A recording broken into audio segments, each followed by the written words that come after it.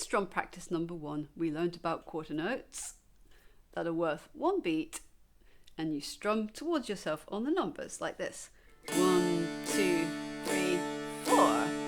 Now we're going to learn about eighth notes that are worth half a beat. There's 2 in a beat, and we strum in on the number and out on the and like this.